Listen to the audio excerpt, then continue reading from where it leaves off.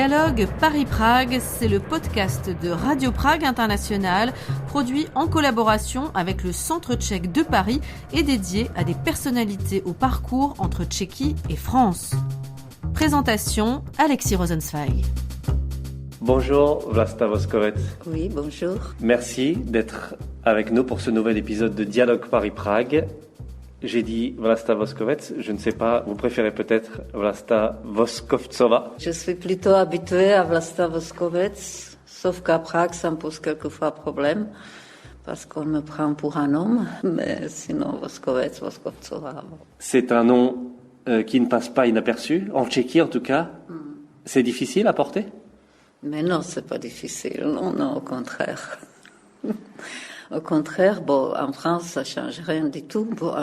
À Prague, on me demande souvent si je suis de la famille. Et je réponds alors que moi, non, mais mon mari, Prokop, était neveu de Jiří Voskovec. Je pensais, moi, naïvement, que Jiří Voskovec était le seul à avoir changé son nom de famille de Waxman. Comment ça s'est passé, en fait? Non, c'était son père. Parce qu'il était chef d'orchestre à un moment en Russie. Je ne sais pas, personne ne sait exactement, mais en Russie, ça s'est Waxman, ça s'est changé en autre chose, et après, ils ont choisi Voskovec. Alors, effectivement, c'est que cette famille, qui s'appelle comme ça, ils étaient deux frères et une sœur. Vous l'avez rencontré, Jiří Voskovec? Non. Mon mari l'a aperçu ou rencontré après la guerre, quand il est revenu un petit moment en Tchécoslovaquie. Mais c'est tout. Vlasta Voskovec, de quand date votre arrivée en France? Est-ce que c'était à Paris? Je suis partie en 69. En passage en Champagne pour faire le vendage. Je suis arrivée à Paris, oui.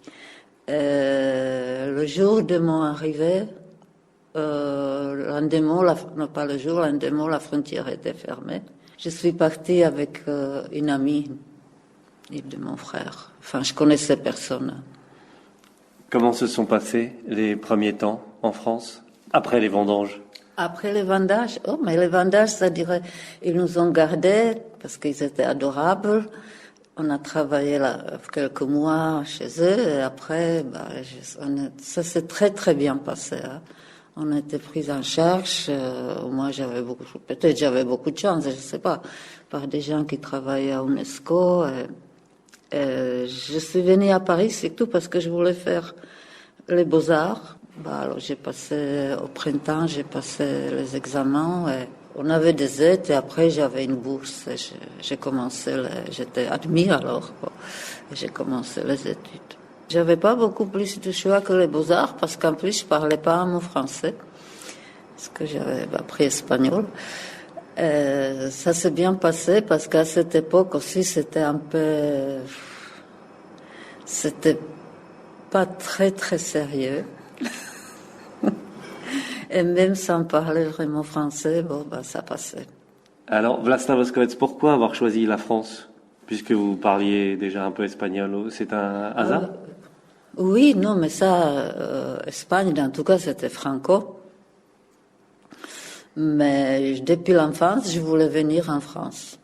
Mais je ne sais pas pourquoi. C'était comme ça. C'était absolument sûr. Probablement la lecture, voilà. Donc vous faites vos études. Est-ce que vous êtes déchu de la nationalité tchécoslovaque? Est-ce que vous arrivez à revenir? Est-ce que vous restez en contact avec votre famille?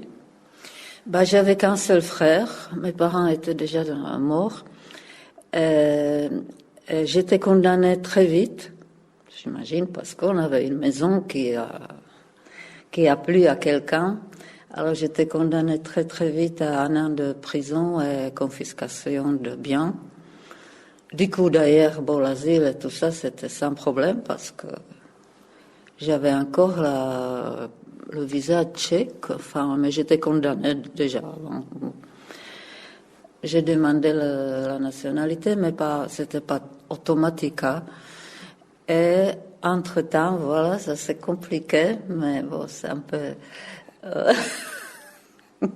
En 73, il y avait une amnistie pour les gens qui voulaient revenir en République socialiste tchèque.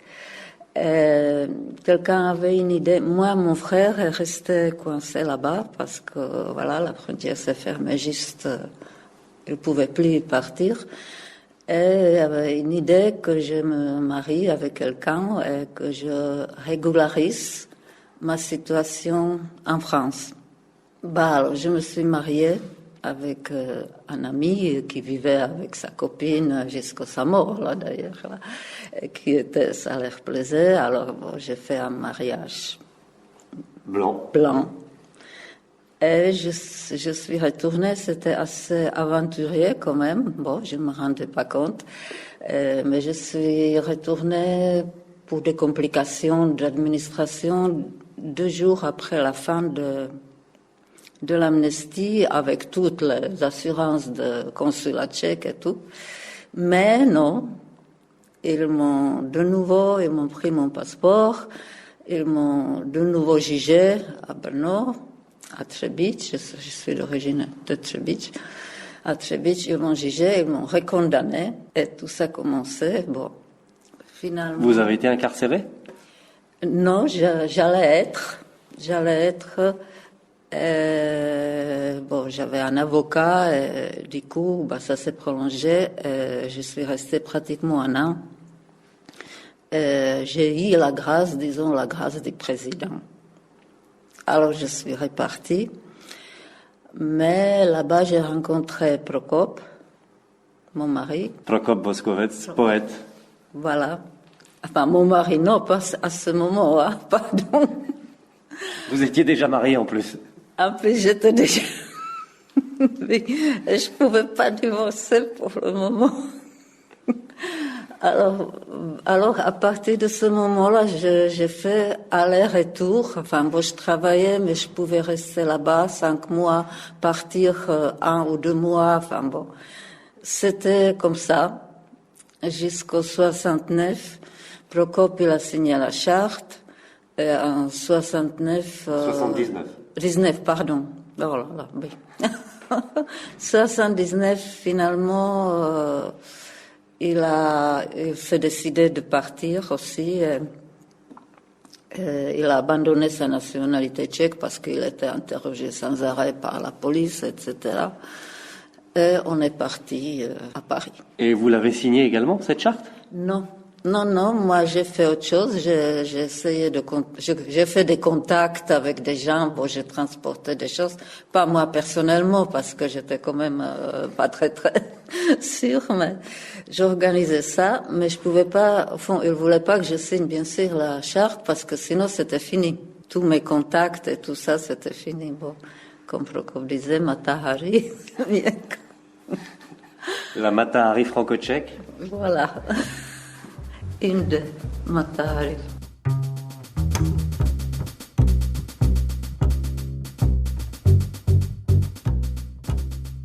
Ça a été difficile cette période, tout le monde l'a décrit, en tout cas dans la dissidence, comme la fin des années 70 et le début des années 80 comme la plus déprimante. Vous l'avez vécu difficilement jusqu'au départ en France avec Prokop Boskovec?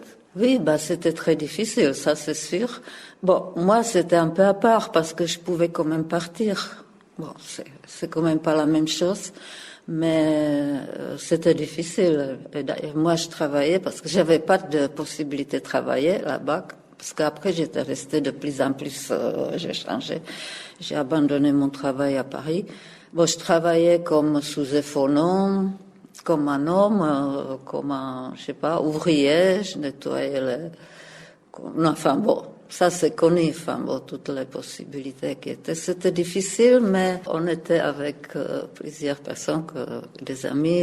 Par exemple, il y avait une construction des immeubles et quand il y avait des maçons, nous, dans la période où les maçons n'étaient pas là, on faisait le ménage. Bon, c'était pas vraiment très agréable, mais bon, j'étais avec des gens que j'aimais beaucoup. Quelle personnes rencontrées à cette époque-là dans la dissidence tchécoslovaque vous ont marqué? Enfin bon, c'est vraiment un ami, Tomáš Vrba, mais sinon, mais il y en avait beaucoup, c'est ça. Est-ce que vous alliez à des concerts des Plastic People? Qu'est-ce que vous faisiez? Bien sûr. Oui, je connaissais tout, je connaissais les Karasek, je les connaissais déjà avant de partir d'ailleurs. Tout ce milieu, je connaissais. Tomáš Pěkný, qui travaillait aussi comme dans ces constructions, comme les manœuvres les plus bas. Voilà, je connaissais vraiment tout le monde, je dirais. Et parce que c'était comme ça. Quand on était dans ce milieu, je ne vais pas dire que j'étais dissidente ou quelque chose comme ça, mais bon, on se connaissait amicalement. Le départ définitif avec Prokop Voskovec en 1979 a été difficile? J'imagine pour Prokop quand même. Hein. Ça, c'était parce que, à vrai dire, il voulait pas partir. Il était en France en 68 avec sa première femme, Nadia. Qu'elle s'est suicidée après. Alors bon, il y avait vraiment... C'était très difficile, elle lui aussi. Il avait un grand accident. Enfin bon, il était paralysé longtemps. Qu'il voulait rester, mais quand il voyait comment l'évolution, comme il disait toujours, moitié par l'amour et moitié par politique. Il était vraiment très embêté, ça lui faisait quand même peur parce qu'il était paralysé en partie, enfin, pas complètement paralysé, mais bon, fragile. Parce qu'il s'est fracturé la colonne? Oui, en sautant, en plongeant dans une rivière, il s'est fracturé la colonne, et je pense pratiquement 2 ans, enfin bon, c'était un miracle qu'il a survécu. C'était difficile, mais en même temps, il n'a jamais regretté, hein. Il était content.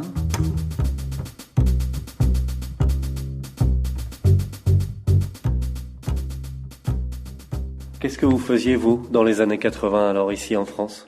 Dans les années 80, j'avais plus de travail ni appartement, parce que j'avais carrément laissé ça pour que je puisse aller plus souvent à Prague. J'étais à Prague 5 mois, et je travaillais dans un centre psychologique, parce que moi, je voulais faire, à vrai dire, art-thérapie, surtout. C'est ça qui m'intéressait. Bon, là, j'avais quelque chose qui aurait pu être très bien, mais bon, je n'ai pas tenu le coup. Et après, je travaillais par des amis. J'avais une amie, où on habite d'ailleurs dans le même immeuble toujours, qui travaillait dans une fondation pour une entraide intellectuelle européenne, ça un nom comme ça, qui était pour aider, pour donner des bourses ou faciliter des petits séjours ou envoyer des livres pour les intellectuels, artistes et tout, enfin bon, d'Europe centrale, d'Europe de l'Est. Alors, j'ai travaillé là-bas. C'était très intéressant, d'autant plus que je continuais à être en contact avec quand même des Tchèques. J'étais toujours dans un milieu culturel qui me plaisait. Vous avez continué votre art? Quand je suis revenue, quand ils m'ont laissé sortir, j'ai fini les beaux-arts. J'ai un tout petit peu commencé la psychologie. Et là, quand on est venu avec Prokop, j'ai fait les études de psychologie clinique. Et comment est-ce que vous réussissiez à vivre? J'avais des salaires quand même là. De cette fondation. Et fondation où après, j'ai aussi des petits boulots, bien sûr. Et Prokop Voskovec, de son côté, arrivait-il à gagner de l'argent? C'était difficile. Bien sûr, il a tout de suite, Tigrit, Pavel Tigrit, qui me connaissait très bien. On se voyait tout le temps. Il lui a tout de suite proposé un travail. Il travaillait avec lui.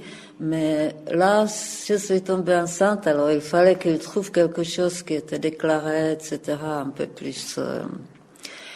Et une amie journaliste, parce que je connaissais, du coup, comme je faisais des rencontres, je connaissais quelques journalistes à Paris.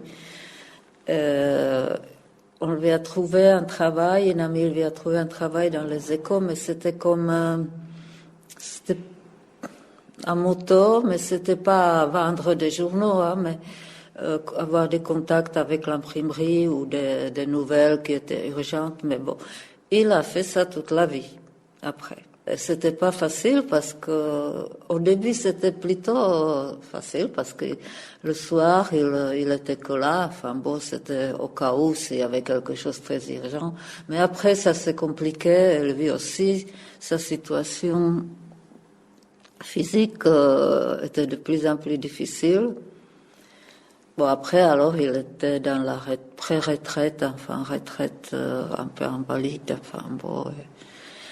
Mais son santé s'est compliquée parce qu'il était très grand fumeur et les poumons commençaient à protester. Pas le cancer, mais enfin bon, bref, il n'arrivait plus tellement à respirer. Il est décédé à 91.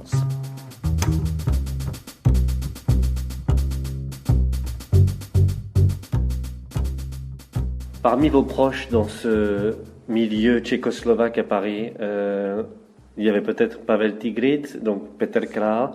Il y en avait d'autres aussi, je crois. Sikora. Bien sûr, Miloš Sikora habite le même immeuble que moi, enfin que nous.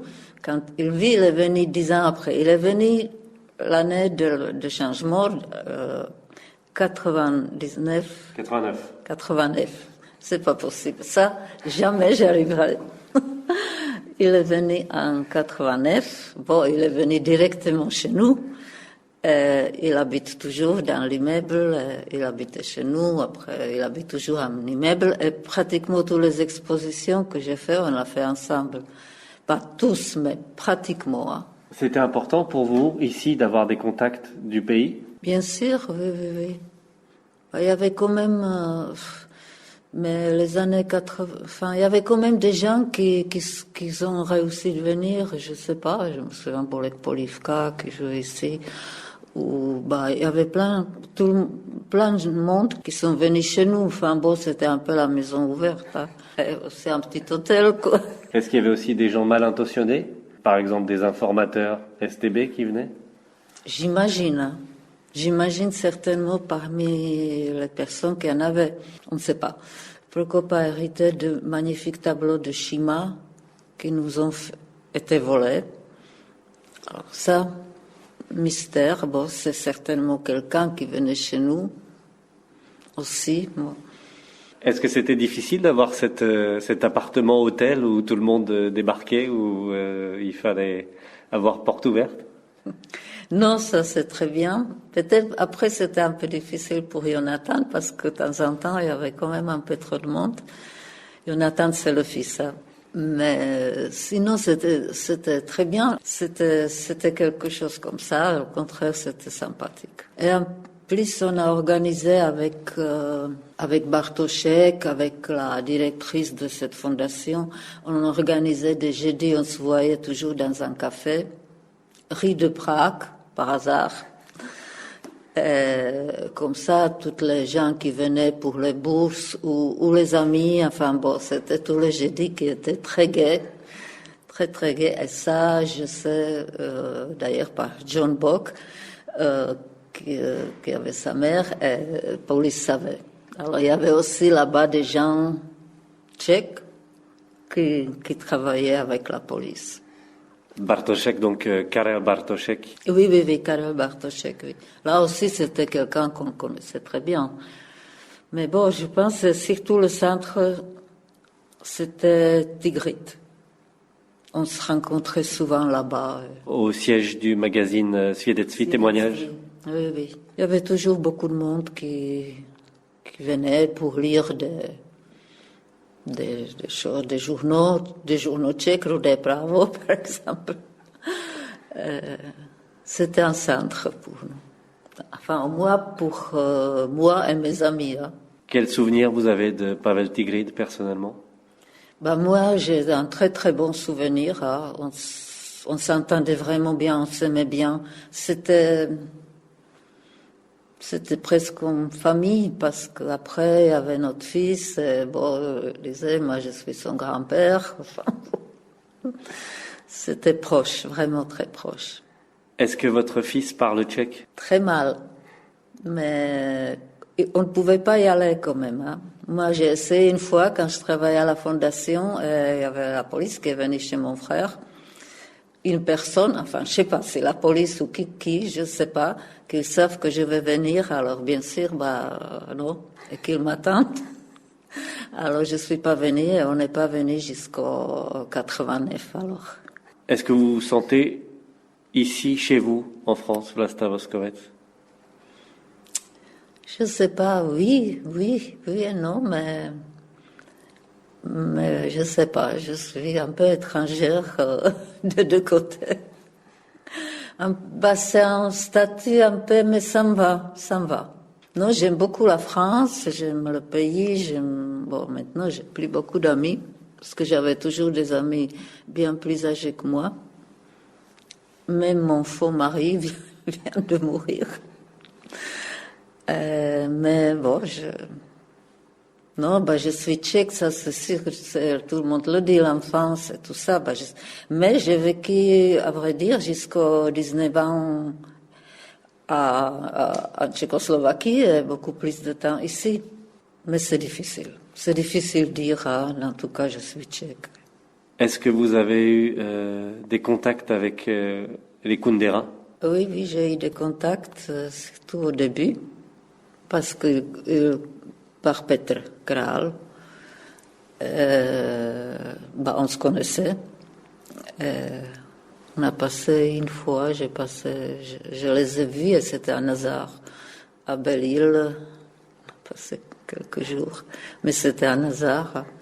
Mais à cette époque, même après, quand Prokop est venu, on le voyait encore.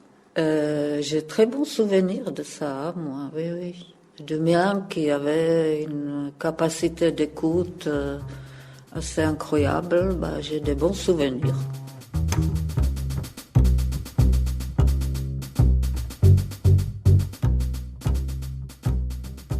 Ça a été comment, Vlasta Voskovets, de suivre la révolution de velours d'ici? On était surpris comme tout le monde et on était absolument ravis. Prokop commençait déjà à avoir des projets je sais pas, par exemple, Gimlach avec une ville en Normandie qu'on connaissait bien, des choses, plein de projets, mais ça n'a pas vraiment réussi. C'était un peu plus compliqué qu'il imaginait. Après, vous connaissez l'évolution. Vous avez illustré au moins un livre d'un autre poète, Petr Král. On était aussi très amis. On a vécu d'abord ensemble, d'ailleurs, au début. Et c'est lui qui me parlait toujours de Prokop, parce qu'il adorait Prokop. C'est très personnel, là. Je sais pas si du coup, après, on est restés très, très amis. Et Petr, c'était après pour moi comme un frère, vraiment. Et je crois que j'ai illustré 2 livres, peut-être.